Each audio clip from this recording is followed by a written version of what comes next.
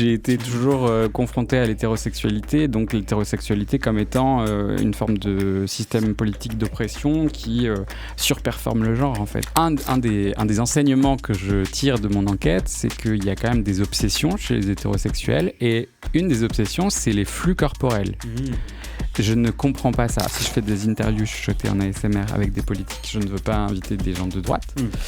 Puisque choix éditorial fort. Voilà, c'est du chuchotement, donc ça rend les personnes plus sympathiques. C'est un peu le Karine Le Marchand de l'ASMR finalement. Voilà. 10 minutes pour sauver le monde. Salut tout le monde et bienvenue dans 10 minutes pour sauver le monde, le podcast de So Good qui ne dure pas 10 minutes et qui, à défaut de sauver le monde, sauvera peut-être votre journée. Aujourd'hui, on reçoit le créateur d'ASMR Politics, un garçon qui double par le chuchotement des séquences médiatiques pour en souligner souvent l'absurdité, genre Raphaël Glucksmann et son cap clair. Il est aussi l'auteur de Est-ce que les hétérosexuels vont bien ? Je le fais sans la chanson, on l'entendra un peu plus tard. C'est une série de vidéos où il enquête sur la santé mentale des hétéros, mais je crois que de toute façon on peut le divulgacher, la réponse c'est plutôt qu'ils vont pas très bien, les hétéros. Je vais pas spoiler l'enquête, elle est toujours en cours, mais pour l'instant la science n'est pas très optimiste. On s'accroche et on va suivre cette enquête de longue haleine qui ne tarde pas de terminer en tout cas. Mais j'ai appris en préparant l'interview que tu étais, je cite, de droite quand tu étais plus jeune, et que tu as même fait un stage au MoDem, le parti de François Bayrou, qui est aujourd'hui Premier ministre. C'était en 2012, ça remonte, quand même une grosse quinzaine d'années. Qu'est-ce qui s'est passé ? Toi aussi, comme les hétéros, t'allais pas bien ? Oui, alors je sais pas si je vais beaucoup mieux aujourd'hui. Si. Réponse honnête. Je pense que si, quand même. Oui, non, stage de fin d'études au MoDem. À l'époque, j'étais pas tant politisé que ça, ou en tout cas, je m'étais pas tant intéressé à tout ce qui se passe autour de la politique, mais la politique m'intéressait, la communication politique à l'époque. Et j'ai fait mon stage de fin d'études pour la campagne de 2012. 2012, de François Bayrou. De François Bayrou, mais je sais pas si ça rattrape, si ça me rattrape, si ça me lave mon honneur, mais je n'ai pas voté pour lui au final. Ça t'a suffisamment dégoûté pour pas voter pour lui. Mais on a une grosse demi-heure pour rêver d'un monde un peu plus doux, plus chuchoté aussi, et moins hétéronormé. 10 minutes pour sauver le monde. Avant de parler ASMR, politique, santé mentale des hétéros, petit détour Maël par la Pride qui avait lieu le week-end dernier. Je sais que tu y étais parce que mes informations, mes sources sont bonnes. Il y avait près d'un demi-million de personnes en France, beaucoup à Paris, mais aussi à la campagne, dans ce qu'on appelle les Pride rurales et radicales, parfois, c'est comme ça qu'elles s'appellent. Il y en avait une à Nevers, à Aubenas, à Angoulême, à Amiens, Béziers, Lorient, Aurillac, Tarbes, et encore, j'en ai cité que quelques-unes. Moi, je croyais assez naïvement que la culture queer était surtout en ville, mais en réalité, elle est assez décentralisée. C'est pas possible de la centraliser quelque part. Il y a des queers partout, il faut qu'ils s'expriment, il faut qu'ils se revendiquent. La difficulté, elle est plutôt de justement comment on arrive dans ces territoires à se rencontrer déjà, ensuite à s'organiser pour faire ce genre de manifestation et pour pouvoir porter des combats politiques. Mais c'est une illusion, évidemment, de se dire que c'est uniquement en ville. C'est peut-être plus facile, et encore en ville, de pouvoir vivre une sexualité qui n'est pas normée. Ça dépend de la ville. Voilà, oui, aussi. Mais je pense que non, ce serait complètement illusoire de penser que c'est uniquement en ville. C'est vrai que ça ouvre un petit peu l'imaginaire, et c'est vrai que finalement ça recompose la vision qu'on peut avoir de la campagne, de la ruralité. Il y avait la Pride évidemment en France, à Paris, et puis dans toutes ces villes et tous ces villages de France. Il y avait aussi la Pride en Hongrie, malgré son interdiction par le Premier ministre nationaliste Viktor Orban. Il y a eu une sorte d'effet Streisand, c'est-à-dire on veut essayer de cacher quelque chose, et finalement ça libère et tout le monde s'y intéresse.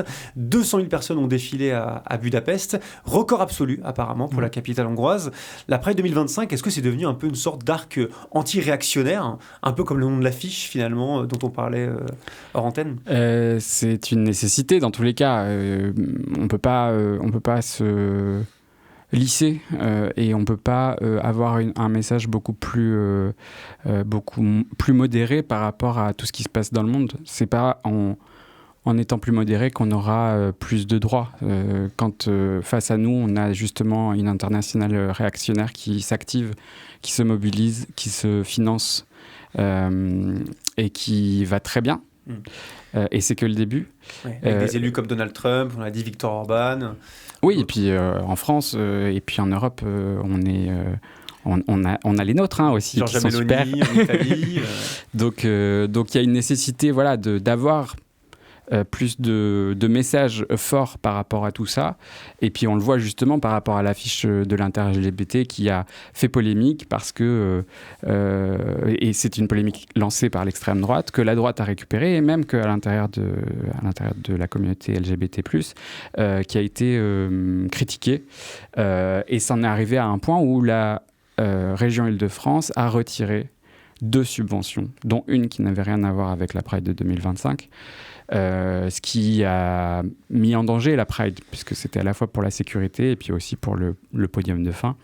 Et c'est nécessaire d'avoir justement des messages radicaux. On le voit en France, en gros, il y a eu des éditos, il y a eu des messages à l'intérieur de la communauté LGBT en disant c'est pas le moment de diviser, en montrant du doigt l'inter-LGBT. Comme si c'était l'inter-LGBT qui divisait, alors que non. Le collectif justement. Organisateur de la Marche des Fiertés. C'est ça. Et donc, non, son affiche a pas plus divisé. On le voit, en fait. Si on fait une Pride qui est beaucoup plus politique que ce qu'il y a eu auparavant, en fait, il y a autant de gens dans les rues. Paradoxalement, ça fédère peut-être même plus, voilà. Vu le contexte politique actuel. Alors, la Pride, c'est une forme de résistance à cette internationale réactionnaire. Ça se fait une fois dans l'année, même s'il y a bien d'autres événements qui permettent d'amorcer cette résistance. Une autre forme de résistance, ce sont tes vidéos. Est-ce que les hétérosexuels vont bien ? Est-ce que les hétérosexuels vont bien ? Aujourd'hui, on s'interroge. Est-ce que les hétérosexuels vont bien ? C'est la soirée barbe coup de poing. On mélange barbecue et coup de poing. Non. Est-ce que les hétérosexuels vont bien ? Alors on l'entend, le montage est sommaire, tu t'en caches pas, l'enregistrement aussi, mais les sujets sont absolument irréels. Celui qu'on vient d'entendre, si vous n'avez pas bien entendu, c'est une soirée barbe coup de poing, pardon, je m'en mange les mots, barbe coup de poing, on mélange donc de la barbaque avec des bastons. Ce genre de vidéos, elles font des millions de vues pour certaines d'entre elles. À chaque fois on l'entend, il y a ce jingle un peu décalé. Moi ça me fait penser à ce que faisait le journaliste David Castello-Lopez, d'ailleurs il n'aime pas qu'on dise Lopez il me semble, avec des sons un petit peu forts et qui cassent un petit peu la logique narrative. Il y a aussi ce ton journalistique à la Bernard, un peu de la Villardière, et surtout des extraits du naufrage hétéro-patriarcal. Par exemple, on en a entendu un, mais il y en a plein d'autres. Un homme qui se poudre ses œufs de cendres de cigarette parce que c'est un bonhomme. Un autre qui se rase des sourcils pour être plus viril. Ou encore une mère et une fille enceintes du même homme, parce que l'hétérosexualité concerne évidemment les deux genres. À chaque fois, la même conclusion, les hommes et les femmes hétéros ne vont pas bien. Ça fait déjà quelques mois que tu mènes l'enquête, comme on le disait. Tu peux déjà nous en donner un morceau de verdict, comme tu as commencé à le faire tout à l'heure. Je pense que c'est nécessaire de se poser la question de savoir s'ils vont pas bien pour pouvoir les encourager à prendre toute forme d'action qu'ils ont à leur disposition pour essayer d'aller mieux, mais effectivement pour le moment c'est pas reluisant. C'est pas gagné. Est-ce que tu as eu, on t'a sûrement déjà posé la question j'imagine, est-ce que tu as eu un déclic pour lancer ces vidéos ? Est-ce que tu scrollais sur internet et t'as vu un contenu qui t'a frappé, tu te dis putain faut que je le tourne en dérision ou pas ?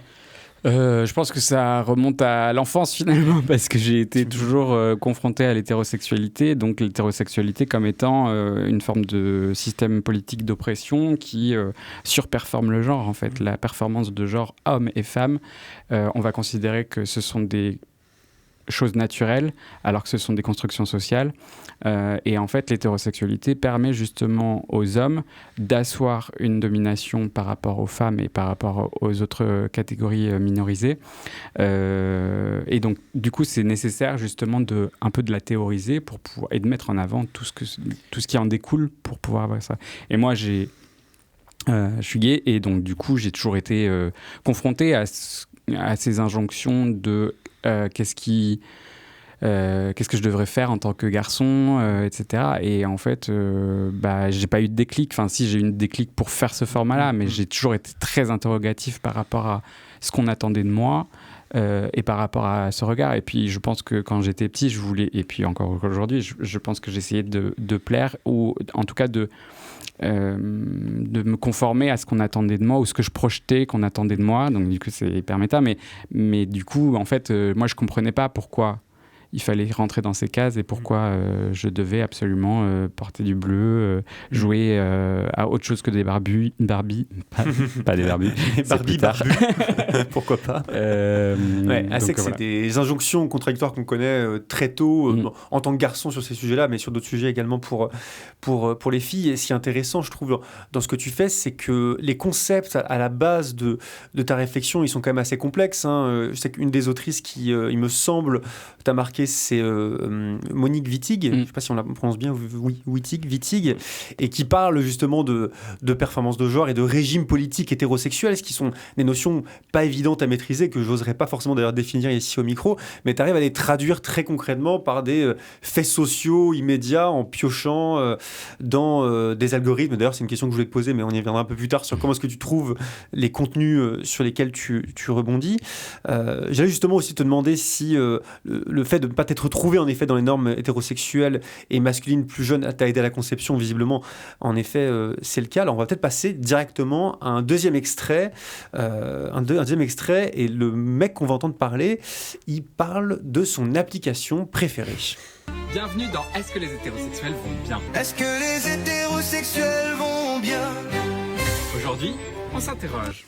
Est-ce que les hétérosexuels vont bien ? La meilleure appli de mon téléphone, c'est PoopMap. En fait, ça référence tous mes petits cacas que je fais. Là où on a chié, j'ai quand même 50 membres dans mon clan. Je suis environ à 26,63 caca par mois. Non. Est-ce que les hétérosexuels vont bien ? Et oui, l'application s'appelle PoopMap. J'ai vérifié, elle existe bien. Ouais. J'arrivais pas à y croire. Application de référence pour géolocaliser ses cacas. On peut y former des clans, conquérir, je cite, la maison, le bureau, la maison d'un pote. Donc c'est quand même pas rien. C'est sérieux, c'est une sorte de presque de Clash of Clans scatophile ou que sais-je. J'imagine qu'on te le demande souvent, là, c'est la question sur laquelle je voulais venir. Comment est-ce que tu trouves justement ce genre de contenu ? Est-ce que tu as un compte spécial avec un algo un peu mascu sur Reddit, Twitter pour trouver ça notamment au début, avant que les gens t'aident à en trouver. Au début, justement, au début, c'était moi qui faisais ma curation de contenu, et pour le coup, on connaît les algorithmes, ils s'adaptent très facilement à nos recherches, et donc du coup, c'était un enfer, mon algorithme, même quand je voulais pas travailler sur ce sujet-là. Donc voilà, moi il y a aussi une question, enfin moi j'ai envie d'aborder certains thèmes aussi, c'est-à-dire que là, par exemple, PoopMap, c'est intéressant parce que c'est une des vidéos qui a fait le plus débat quelque part, même auprès de ma communauté, où ils étaient, alors il y avait les basiques très classique de gens qui disaient comment vous savez qu'il est hétérosexuel, quel rapport avec la sexualité, etc. Et puis il y a l'aspect, même dans ma communauté, des gens qui l'utilisaient, et en fait, tant mieux, parce que ça permet justement d'interroger ça. Un des enseignements que je tire de mon enquête, c'est qu'il y a quand même des obsessions chez les hétérosexuels, et une des obsessions, c'est les flux corporels. Je ne comprends pas ça. C'est-à-dire que tout ce qui est caca, sueur, pisse, tout sauf les larmes, c'est une fascination autour de ça, des jeux, etc. Le vomi aussi, puisqu'il y a la fameuse vidéo que j'ai supprimée, mais où une personne dit qu'en soirée, ils vomissent dans des assiettes, ils les mettent au congélo pour en faire des frisbees, alors qu'il existe tout un tas d'autres liquides ou d'autres consistances possibles à congeler pour en faire des vomis s'ils n'ont pas assez d'argent pour faire du vomi. Mais voilà, il y a vraiment une fascination là-dessus, et je trouve ça hyper intéressant. Alors je comprends pas, je comprends pas d'où ça vient. C'est un vrai sujet. D'ailleurs, même dans les insultes, c'est souvent lié à la saleté, au dégoût, ce qui fait écho à cette dimension du fluide et de la c'est crasse. Ça. Il y a une autre vidéo que j'ai faite où ils font du ventre-glisse dans de la bouse de vache. Ils ont l'air de s'amuser et c'est Créatif. super, mais voilà. Et encore une fois, du coup, il y a toujours des commentaires de gens qui disent « Ah, mais ils s'amusent !» Et c'est pas mon souci, en fait. Enfin, et oui, qui continue. Si tout le monde est consentant, parfait. Soyez scatophile. Mais moi, je veux pas... c'est pas ça mon point, en fait. Certaines vidéos où, justement, il y a des commentaires qui disent « Ah, mais ça fait de mal à personne, etc. » En tant que tel, non, ça ne fait de mal à personne. Mais moi, c'est plutôt tout le système qu'il y a autour qui m'intéresse d'être critiqué, en fait. Ouais, puis c'est vrai qu'il y a aussi une dimension psychique là-dedans. C'est vrai qu'il y a... Alors moi, je suis pas spécialiste de Freud, mais il y a aussi la dimension où on joue avec nos flux, nos flux à un certain âge, et il y a peut-être une incapacité à dépasser un certain stage, une certaine étape psychique à ce sujet. Ouais, il y a ça, et puis tu vois, tu parlais de comment fonctionne PoopMap sur le fait de conquérir. Donc ça, c'est un attribut complètement hétérosexuel, le fait de vouloir conquérir, et donc du coup de vouloir conquérir chez ses potes avec son caca, enfin bon, on ne juge pas évidemment, mais Safe place. il faut quand même analyser tout ça, je pense. On va s'en écouter un petit dernier pour le plaisir. Je précise que la chanson n'a pas été produite par IA. Bienvenue dans Est-ce que les hétérosexuels vont bien ? Est-ce que les hétérosexuels vont bien? Aujourd'hui, on s'interroge. Est-ce que les hétérosexuels vont bien ? Y'a des filles qui ont des petites chattes qui miaulent comme les vrais. Et quand elles font miaou, c'est qu'elles veulent se faire caresser. Et quand on souffle, on la quéquette. Non. Est-ce que les hétérosexuels vont bien?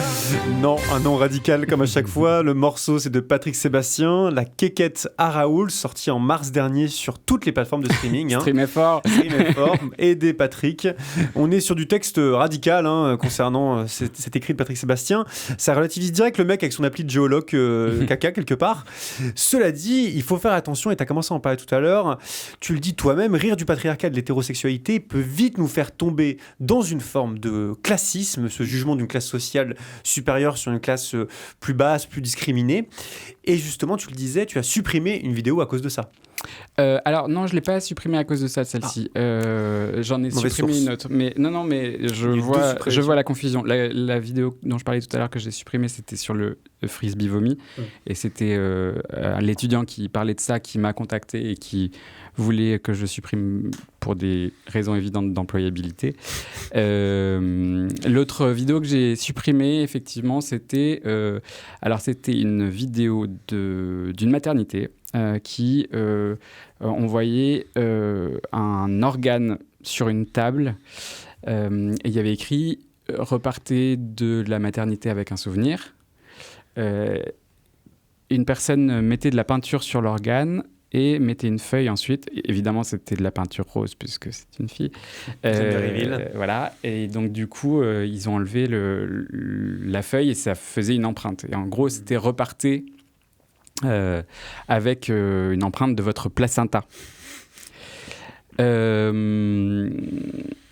je traite des femmes, et pour moi c'est hyper important de le faire, effectivement je fais ça avec beaucoup plus de précautions qu'avec les autres, enfin, même si je prends des précautions. Justement, tu parlais du classisme, pour Patrick Sébastien je me suis posé la question, mais ces paroles sont suffisamment scandaleuses pour en fait ne pas rentrer là-dedans. Pas besoin de rajouter. Voilà. Mais sur la question du sexisme, c'est a fortiori beaucoup plus important pour moi parce que elles sont elles-mêmes coincées dans des injonctions très contradictoires et surtout, c'est pas elles qui ont le pouvoir. Alors que les hommes hétérosexuels, c'est eux qui l'ont.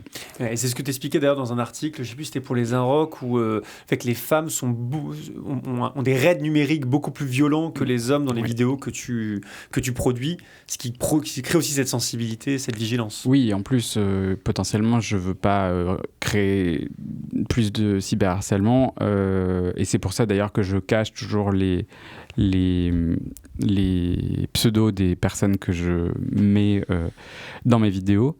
Et donc du coup, oui, si c'est des femmes, en plus, voilà, par exemple, quand j'ai fait un gender reveal avec une femme qui se pète la gueule dans la peinture rose qu'elle a reçue, que ses amis ont reçue pour révéler le sexe biologique de leurs enfants, de leur enfant, elle se pète la gueule et ça m'a saoulé. Enfin, c'est-à-dire que la plupart, beaucoup de commentaires se sont focalisés sur le fait qu'elle se pète la gueule.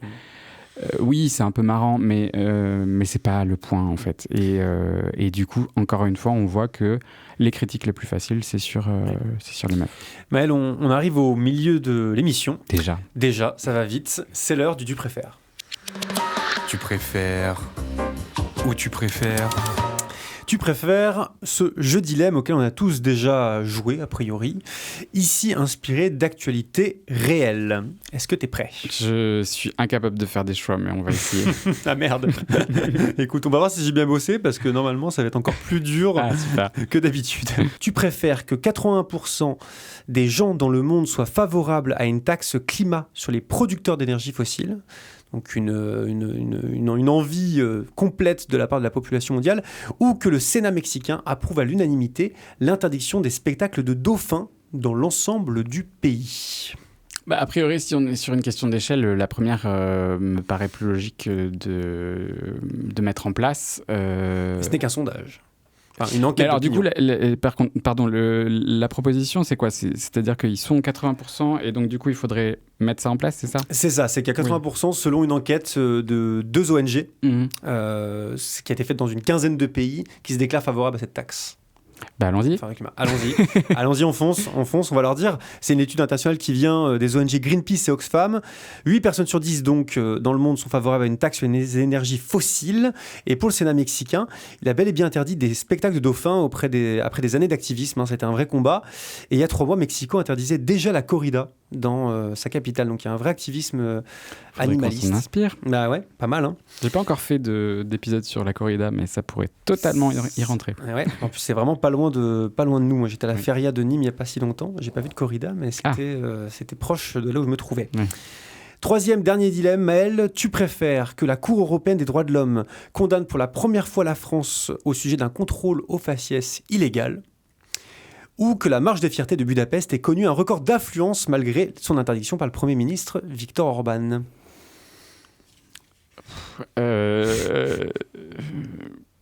Ouais, c'est dégueulasse. Hein. Bah oui, je pense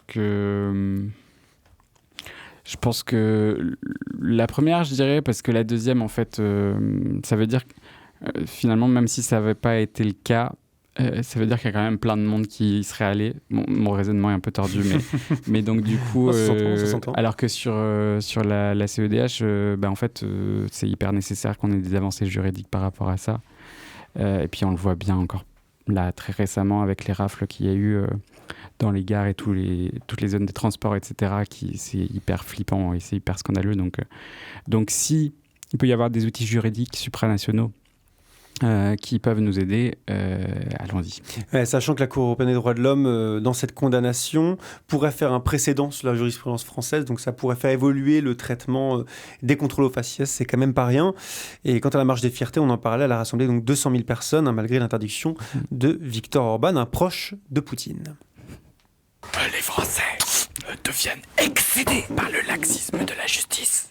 On est enfermés dans une idéologie laxiste. Chaque délit au crime doit entraîner une peine. Chaque peine doit être sûre et exécutée. Ce qui n'est évidemment pas le cas.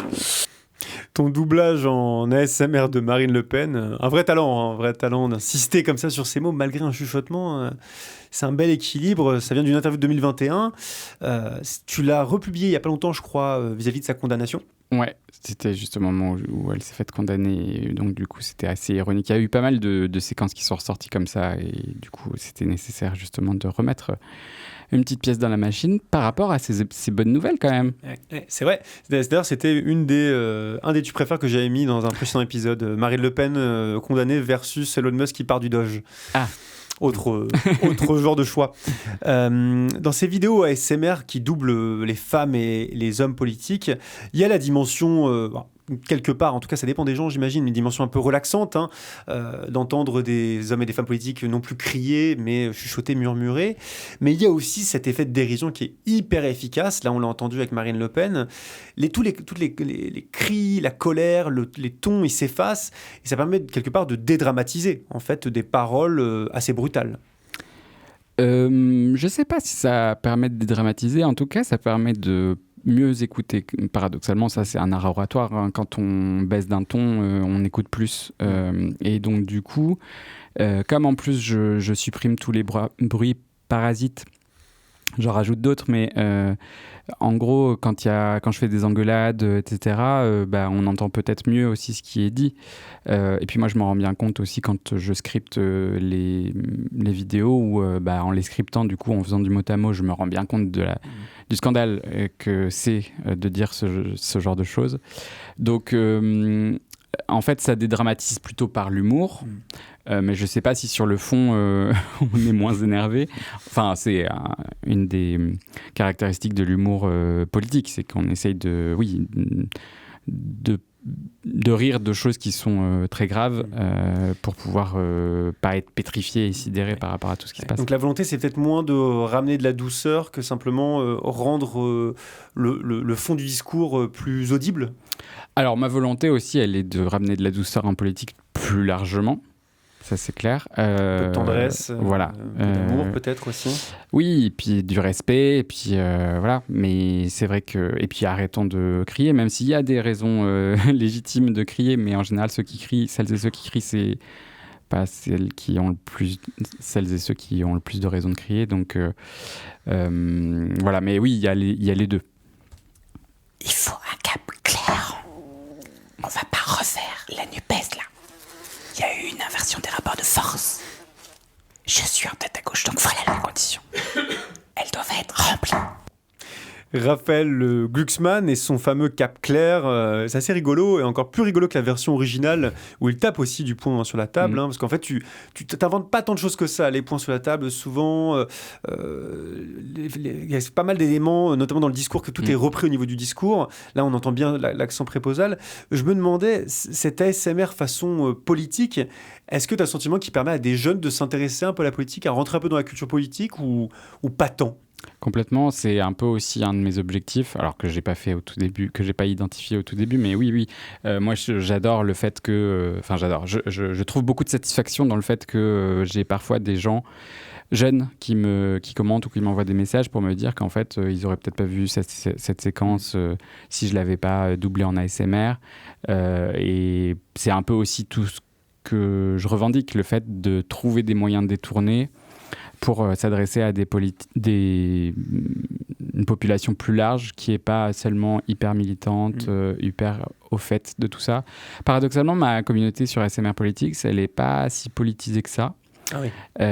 Ils sont là avant tout pour le LOL, et du coup j'adore ça. Enfin, je chéris complètement ça, parce que ça veut dire que je peux faire passer des messages en douceur, littéralement, et alors qui sont certes peut-être pas des messages ultra pédagogique, etc., parce que je rentre pas dans le fond des choses, mais ça permet de mettre des petites graines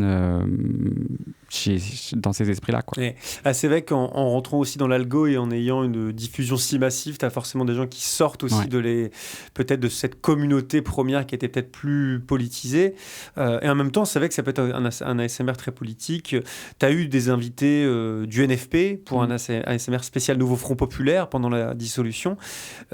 Justement, est-ce que pour toi c'était une façon de participer un peu à cette bataille culturelle, pas laisser le champ à l'extrême droite? C'est toujours le cas, mais oui, moi il y a une nécessité dans le bruit ambiant d'essayer de faire en sorte que la gauche et les idées de gauche existent. La campagne législative, j'ai fait 3 vidéos en tout, surtout des collabs, et notamment des collabs avec des politiques. Et justement, quand j'ai pensé cette vidéo, je me suis dit, en fait, c'est ça qu'il faut que les politiques fassent.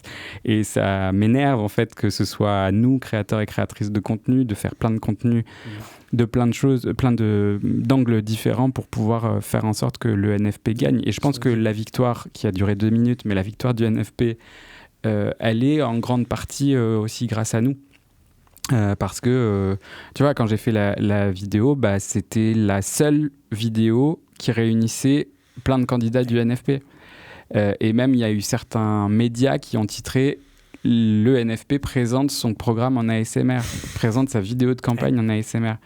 Donc, Et pour le directeur de la communication que tu as été dans le 12e arrondissement de Paris, c'est pas rien. Je sais pas, c'était une vraie volonté pour toi de fédérer les élus de gauche, membres du NFP. Alors fédérer, ils l'ont fait tout seuls. Enfin, on leur a mis un petit peu la pression aussi, mais c'était plutôt une volonté de dire comment moi, à mon échelle, en fait, je peux participer à cette campagne. Je suis pas hyper à l'aise pour tracter, pour faire signer des pétitions sur le terrain, etc., pour faire du porte-à-porte.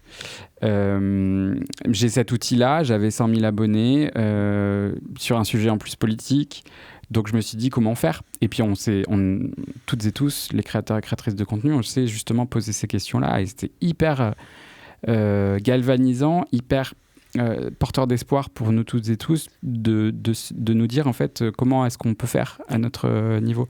Et donc du coup il y avait vraiment une volonté pour moi d'aborder le fond, parce qu'il y avait aussi ce truc là, tu parlais de bataille culturelle, on parle souvent de Bardella sur TikTok, etc. Le pop-fascisme, voilà. comme on dit. Mais Bardella sur TikTok par exemple, il n'aborde jamais le fond. Il se rend cool et c'est nécessaire, il se rend sexy, etc. Mais il n'aborde jamais le fond. Moi, j'étais là, en fait, oui, il faut qu'on le fasse, mais il faut aussi qu'on aborde du fond, parce que justement, on a des choses plus intéressantes à dire, et qu'en plus, malheureusement, nos idées, elles ne sont pas débattues dans le débat public. Et donc, du coup, c'est pour ça que j'ai proposé de chuchoter les propositions. C'était chaque personne qui choisissait un peu les propositions.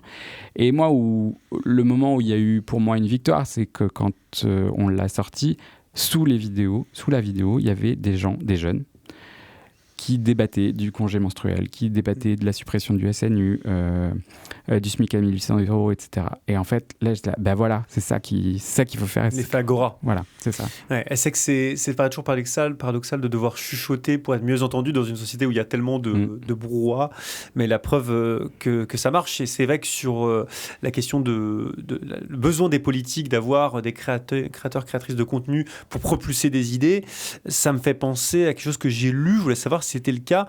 Il me semble que tu as dit, je ne sais plus sur quel média, que certains politiques t'avaient déjà demandé de les doubler en ASMR, sûrement, j'imagine, pour faire de la com. Est-ce que tu as encore des demandes ? Non, ça fait longtemps. On m'a recontacté. Non, oui, ça fait longtemps. Mais c'était surtout au moment où ça a vraiment fait un gros buzz. Enfin, il y en a eu plusieurs, comme au moment du NFP, mais c'était surtout au moment... Comme il y a eu deux grosses parties dans ASMR Politique, surtout la première partie en termes de temps, où je faisais uniquement des séquences doublées, chuchotées, et ensuite où j'ai fait du fast cam et où j'ai joué avec les codes de la ASMR et de la politique. C'était surtout dans la première partie. Et ça, je trouve ça super, en fait. Ça montre qu'en fait, il y a certains politiques qui, à la fois, ont de l'autodérision, et c'est ça qu'il faut, qu'ils ne se prennent pas au sérieux, et qu'en plus, ils comprennent, en fait, le fait que même si on se moque gentiment d'eux, en fait, ça participe à leur popularité. Et donc, là, je ne l'ai pas fait. mais merci à eux, parce que je trouve que c'est ça qu'il faut beaucoup plus en politique. Tu as déjà réfléchi à doubler de vieilles personnalités à travers des archives de l'INA, Valéry Giscard d'Estaing, Monopole du cœur, par exemple, Georges Marchais Je l'ai fait. Je l'ai fait le Au revoir de VGE. Ah oui, c'est vrai. J'ai fait justement, en fait, ça rejoint ce qu'on se disait tout à l'heure. Moi, j'avais aussi la volonté justement de ressortir des archives pour les montrer à des jeunes. Donc, j'ai fait le Au revoir de VGE quand il est mort, je crois. J'ai fait Chirac-Mitterrand, le débat. Oui. J'ai fait Sarkozy, Ségolène Royal aussi, le débat. La colère saine, etc. Ouais. Donc oui, il y a vraiment cette volonté-là aussi de ressortir ce genre de séquence. Ce qui est marrant, c'est que tu fais donc, tes bruitages maison, le grincement de porte avec ton lit, le gazage d'un manifestant avec une poêle brûlante plongée dans l'eau. En fait, ton travail il se rapproche beaucoup de celui d'un bruiteur de cinéma. C'est des gens qui fabriquent des sons complexes à partir de sons hyper simples. Ça pourrait être une bonne reconversion, ça, si jamais. Oui, mais il y a très peu de débouchés apparemment. Ouais, je crois qu'il y a 5 ou 6 bruiteurs, bruiteuses en France, et c'est un truc qui se... Ça décline. Oui, alors ça décline, je pense aussi avec l'IA, mais ça se transmet de père en fils ou de père en fille. Tes parents n'étaient pas bruiteurs et bruiteuses de cinéma. Non. Dommage. Il y a plein de formes d'ASMR. Désormais, ça remonte mine de rien aux années 2010, j'imagine. L'ASMR, c'est à ce moment-là que j'en avais entendu parler. Une qui est assez mignonne, que j'ai découvert là, en faisant des recherches pour cette émission, c'est celle du Victoria et Albert Museum à Londres. Ils ont mis en ligne un ASMR de leurs vieux bouquins, en train de se frotter dans les étalages, les pages poussiéreuses en train d'être tournées, avec un son un peu parcheminé, c'est assez délicieux. Quelque part, ça nous rappelle un peu quand même l'étendue du monde des sons. Est-ce que toi, ça t'a changé ton rapport au son de faire de l'ASMR ? Est-ce que tu as plus de vigilance aux petits sons que tu n'aurais peut-être pas considéré avant ? Oui. C'est-à-dire que justement, on parlait du bruitage. Je trouve que vraiment ce métier est fascinant. Je suis capable de regarder des documentaires sur les bruiteurs et c'est vraiment hyper intéressant. Mais oui, forcément, mon rapport au son et mon rapport au discours, à la parole publique a un peu changé, puisque du coup j'analyse un peu plus les discours, les répliques de chaque politique. Donc oui, c'est hyper intéressant.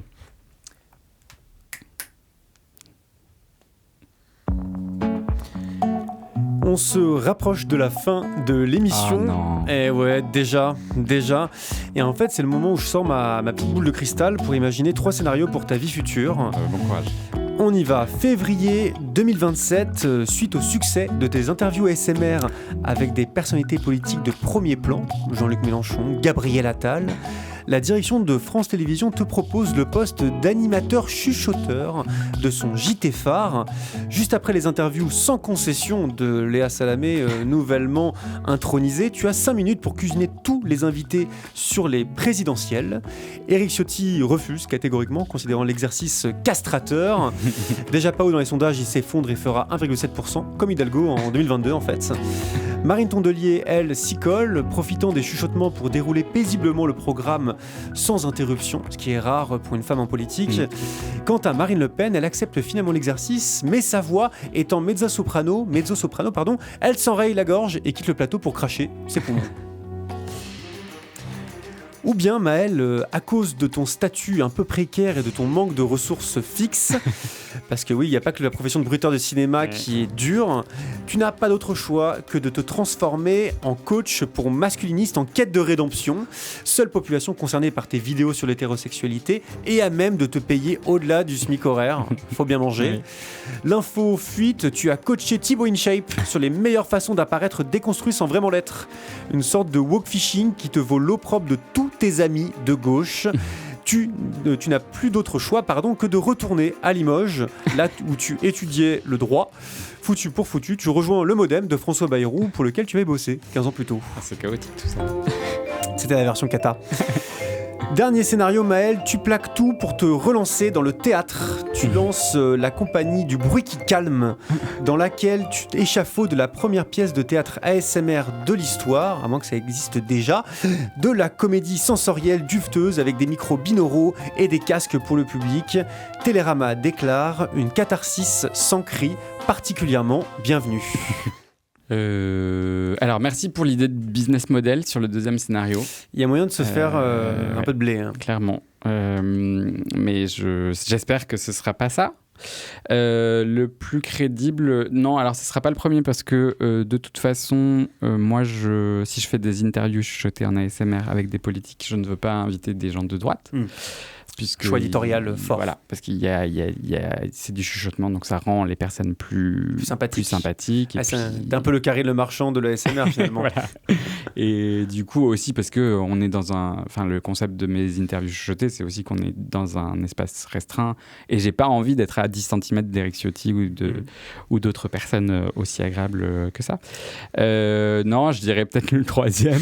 Le bruit qui calme. Ouais, quelque chose qui est plus rapport justement avec la scène. 10 minutes pour sauver le monde, c'est le 8e épisode. Rideau, merci beaucoup Maël d'être passé au micro de So Good. On te retrouve sur tes 2 comptes, donc il y a ASMR Politics d'un côté et Le Tréma de l'autre pour tes vidéos. Est-ce que les hétérosexuels vont bien ?